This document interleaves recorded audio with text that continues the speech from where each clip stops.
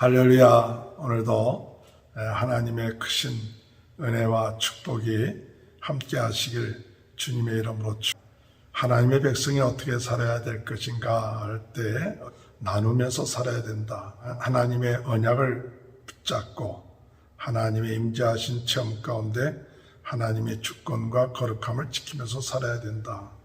또한 하나님의 십계명, 하나님을 사랑하고 내 이웃을 내 몸같이 사랑하는 하나님의 십계명을 지키며 천대까지 은혜를 누리면서 살아야 된다고 말씀드렸습니다.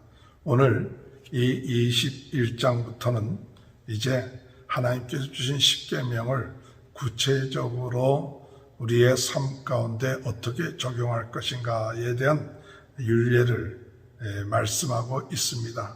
특별히 이 율례 가운데서 여러 가지 나오는 그런 사항들은 그때 당시의 상황에 맞춘 하나님께서 이 백성들에게 어떻게 하나님의 귀한 십계명의 그 뜻을 이루어 나갈 것인가 하는 그와 같은 사실이었죠.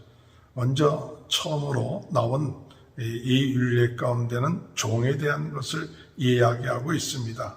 그래서 히브리 종을 그의 종으로 사게 되었을 때에는 6년 동안 일을 하고 7년째 되었을 때는 그 종을 풀어주라고 이야기하고 있습니다. 그래서 그 종을 풀어주되 그 종이 나가서 경제적인 기반을 잡고 다시 종이 되지 않도록 그에게 나가서 생활할 수 있는 그런 기반을 마련해 주라고 말씀하고 있죠. 오늘 우리들의 삶 가운데 하나님은 왜 이런 율례를 만들어 놓으셨을까 할 때 하나님께서는 하나님의 자녀들이 종되는 것을 원치 아니하셨습니다. 그래서 이스라엘 백성들을 애굽 종되었던 곳에서부터 어떤 조건도 없이 해방시키셨죠. 하나님의 능력과 하나님의 은혜로 해방시키시고 이제는 사람의 종로로 탈 것이 아니라 하나님을 주인으로 삼고 하나님을 왕으로 삼고 하나님의 자녀로 하나님의 백성으로 참된 자유로운 삶을 살게 하기를 원하셨던 것이죠. 그래서 그때 당시 여러 가지 상황으로 인해서 종이 되는 그런 경우가 있었습니다. 그 종이 되는 여러 가지 경우가 있겠지만 경제적인 문제로 돈을 갚지 못했든지 또는 살아가기 어렵든지 가난하든지 그래서 다른 사람의 밑에 가서 종과 같이 일을 하는 거죠. 사실은 종이란 개념보다도 6년 동안 고용된 일하는 그와 같은 개념으로의 삶이었죠. 이와 같은 종에 대한 그런 개념은 그때 당시 있었던 한 번 종이 되면 계속해서 종이 되고 그 자손 대대로 종이 되는 그때 당시에 주변에 있는 그런 나라들에 없었던 그런 법이었습니다. 그래서 형제가 여러 가지 어려운 사정으로 인하여 종이 되었을 경우에는 7년째는 반드시 그들을 해방시켜줘라. 또한 7년이 되지 아니해도 50년마다 지키는 희년이 되면 7년이 되지 않아도 그들을 다 종에서 해방시켜주라는 거죠. 하나님의 주시는 율례의 뜻이 무엇이냐면 종되지 말라. 종에서 해방시켜주라.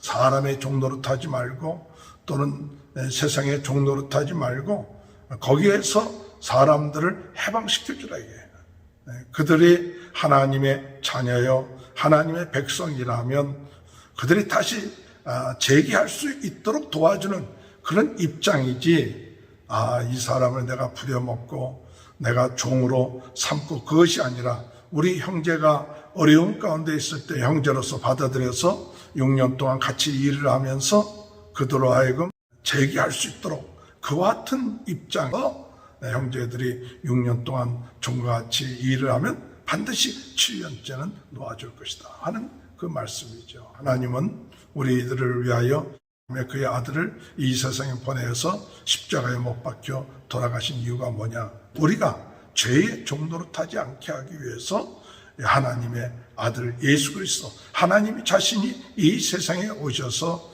그 죄값을 치르신 겁니다. 그것은 오늘 우리들이 더 이상 죄의 종노릇하지 않게 하기 위한 세상의 종노릇 하지 않게 위해서 하나님이 우리를 위하여 십자가에 못 박혀 돌아가시고 우리가 주님 안에서 자유자로서 하는 그와 같은 입장의 모습을 보여줍니다. 오늘 이 시간에 우리는 주님의 은혜 가운데 종노릇하지 아니하는 그런 삶, 또는 다른 사람을 내 종으로 부르지 않고 오직 우리 주인 되신 분은 사람이 아니라 어떤 물질이 아니라 세상이 아니라 우리 주인 되신 분은 오직 하나님이시다. 하나님만이 우리의 주인 되시고 그 하나님을 진정으로 잘 섬기고 나아갈 때 진정한 자유함과 참 우리의 삶 속에 생명의 역사가 있게 된다는 사실을 믿고 나가시는 저와 여러분이 되시길 주님의 이름으로 축원합니다. 또한 여기 보면 사람을 죽이는 자는 반드시 죽일 하는 얘기가 나옵니다. 그러나 그 사람이 고의가 아닌 실수로 인하여서 그 사람을 죽였으면 하나님께서 정하신 도피성에 가서 피할 것이다. 그래서 그 사람이 고의가 아니었다면 그 사람이 도피성에서 제사장이 죽을 때까지 거기서 살게끔 함으로 그의 생명을 취하는 것을 멈추게끔 했고, 뭐에 대해서 부모를 치는 자 또는 부모를 저주하는 자는 반드시 죽일 것이다 라고 이야기한 것은 우리의 생명을 낳은 부모를 공경하고 그 생명을 중요하게 여겨야 되는데, 육신의 생명을 주신 그 부모를 무시하는 자, 치는 자는 그와 같은 자는 반드시 죽일지니라, 그렇게 얘기하죠. 오늘 생명에 있어서 다른 사람의 생명을 고의적으로 죽일 때 생명을 무시하는 자이기 때문에 그런 죽임을 당할 수밖에 없죠. 그러나 고의가 아니고 실수할 때는 그 실수한 자의 그 생명을 귀하게 여기기 때문에 함부로 죽이지 못하게끔 그렇게 만들어 놓는 힘의 뜻이 있고, 여기에서 참 중요한 것 중에 하나는 하나님의 그 십계명의 중요한 것은 생명을 귀하게 여기라. 다른 사람의 생명을 귀하게 여기라. 내 생명을 준 육신의 부모의 귀하게 여기라. 생명을 가볍게 여기지 말고 귀하게 여길 수 있는 그런 은혜가 있게 되시길 주님의 이름으로 축원합니다. 생명은 생명으로, 눈은 눈으로, 이는 이로, 손은 손으로, 발은 발로, 이와 같은 동해 동형법이라고, 해를 끼쳤으면 같은 벌을 받는다. 동해 보복법이라고 합니다. 그래서 눈은 눈, 이는 이로 하지만 이것은 무엇을 의미하느냐? 우리가 상의를 했을 경우에 그 이상으로 다른 사람을 해하지 않도록 하는 그런 뜻이 있는 것이죠. 오늘 우리들의 삶 가운데 자비를 베풀라는 것이죠. 잘못하고 또 실수하고 이런 모든 것들에 대해서 자기 어떤 미워하는 마음, 복수심, 그런 것들로 인하여 도가 지나치지 말고 그래도 긍휼을 베풀고 용서해 줄 수 있는 그와 같은 마음, 그와 같은 마음들을 가지고 나가는 율법의 근본적인 그 정신들, 그것을 오늘 우리가 깨닫고 나갈 수 있는 귀한 은혜가 있게 되시길 바랍니다. 오늘 하나님께서는 우리가 종되기를 원하지 않습니다. 우리 형제가 혹 종이 되었다면 7년째는 그들을 종에서부터 해방시켜주고 그들이 다시는 종되지 않게끔 도와주고 생명을 귀하게 여기고, 그리고 실수한 자들이 있으면 긍휼히 여기고, 그들 우리가 가지고 있는 보복할 수 있는 것이 있다 할지라도 긍휼히 여기고 더 이상 그 보복하지 아니하고 나갈 수 있는 그와 같은 사랑하는 마음, 이웃을 사랑하고 이웃을 긍휼히 여기고 이웃의 생명을 귀하게 여길 수 있는 것, 또 부모를 귀하게 여길 수 있는 것에 주시는 그 율례의 귀한 정신들, 주님께서 우리에게 주신 귀한 그 뜻을 깨닫고 나갈 수 있는 귀한 은혜가 오늘도 함께 하시길 주님의 이름으로 축원합니다. 하나님 아버지 감사합니다. 종되었던 이스라엘 백성들을 해방시켜 주시고 이제 여러 가지 사정으로 인하여 종되었던 자들이 있다면 그들을 6년 동안 일하게 하고 7년째는 반드시 해방시켜 주라. 또 그들이 다시 종되지 않게끔 하라는 그 기쁜 뜻, 생명을 귀하게 여겨라.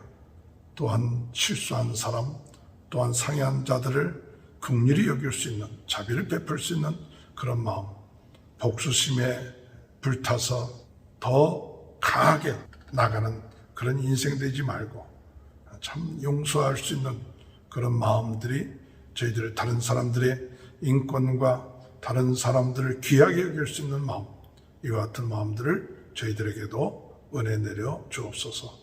코로나 바이러스로 어려움을 당하고 있는 모든 분들 주님께서 낫게 하시고 오늘도 승리하는 귀한 하루 되게 하시고 우리 성도들의 가정 하나님 축복하시고 하나님의 크신 은혜로 승리할 수 있도록 도와주옵소서.